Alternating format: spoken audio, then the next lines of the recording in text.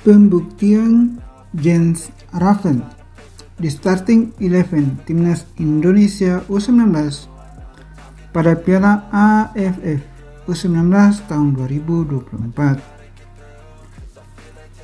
Berikut informasinya. Bagi yang belum subscribe, dipersilahkan untuk subscribe terlebih dahulu.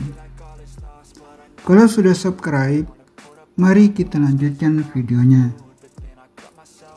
Hai guys, kami informasikan Timnas Indonesia U19 mendapatkan sorotan jelang Piala AFF U19 tahun 2024. Kegagalan di turnamen Thailand Cup tahun 2024 membuat banyak pihak meragukan performa anak asuh Indra Safri tersebut.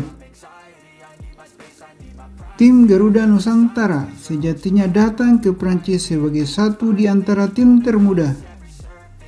Mereka banyak mengandalkan pemain jebolan Piala Dunia U17 seperti Arkan Kaka hingga Ji Dabin. Tentu tak mengherankan bila akhirnya Timnas Indonesia U19 mendapatkan kesukaran. Apalagi beberapa lawan yang dihadapi tampil dengan skuad yang lebih matang. Walau begitu, turnamen tersebut jadi kesempatan para pemain membuktikan diri. Mayoritas di antara mereka dipastikan lolos seleksi dan akan tampil membela tim Merah Putih di Piala AFF U19 tahun 2024. Lantas, bagaimanakah idealnya starting 11 Timnas Merah Putih U19 di kompetisi tersebut? Berikut informasinya. 1. Penjaga gawang. Penjaga gawang atau penjaga pertahanan dipercayakan kepada Ikram Al-Ghifari sebagai kiper. Walaupun dipenuhi banyak penjaga gawang berkualitas, kemampuan stopping Ikram Al-Ghifari akan mengambil peran kunci bagi perjalanan Timnas Indonesia U19. Kedua, Doni Tri Pamungkas yang bertindak sebagai bek kiri. Kecepatan dan kemampuan bola mati Dodi Tri Pamungkas akan dibutuhkan untuk membongkar pertahanan lawan yang rapat di sisi kanan. 3. Kadek Ariel sebagai bek tengah. Pengalaman dan ketenangan jadi alasan Kadek Ariel ditunjuk sebagai kapten. Pemain Bali United itu juga bisa jadi senjata rahasia dalam situasi set pitches. 4. Sultan Zaki sebagai bek tengah. Sultan Zaki akan jadi menara lain di pertahanan Indonesia.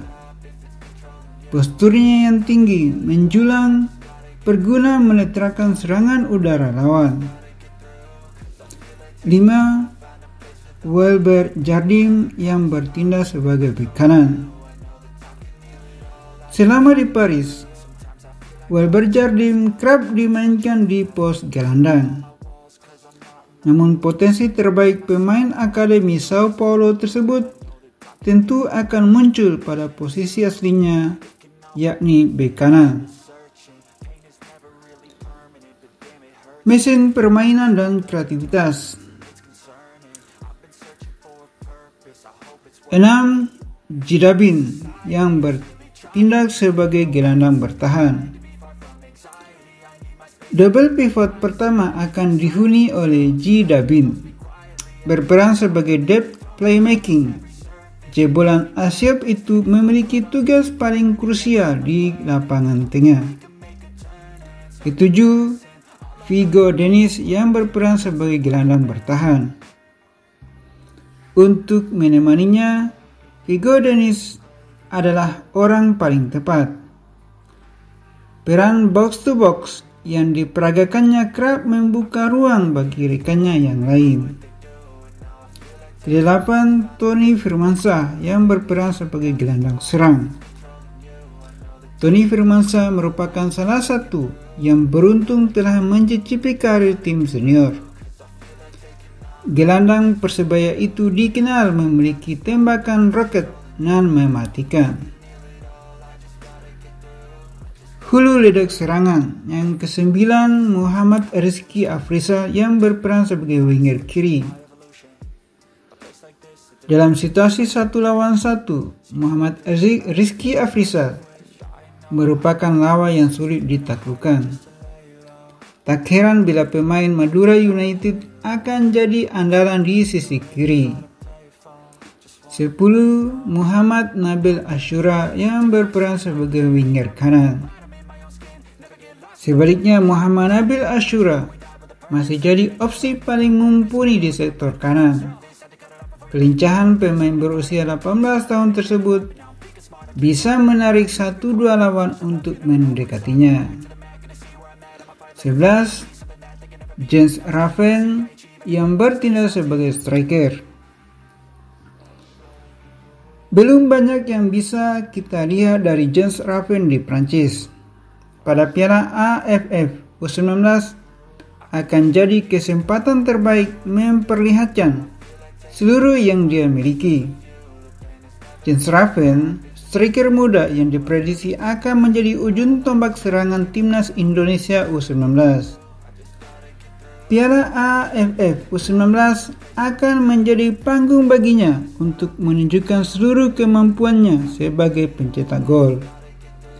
Dengan formasi yang solid dan pemain-pemain muda berbakat, timnas Indonesia U19 diharapkan mampu memberikan performa terbaik mereka di Piala AFF U19 tahun 2024. Kegagalan di Tolong Cup bukanlah akhir dari segalanya, melainkan awal dari perjuangan baru untuk meraih prestasi yang lebih gemilang. Dukungan dari seluruh masyarakat Indonesia akan menjadi motivasi tambahan bagi para pemain muda ini untuk berjuang keras dan mengharumkan nama bangsa di kancah internasional. Bagaimana menurut tanggapan Anda? Silakan tuliskan tanggapan Anda pada kolom komentar.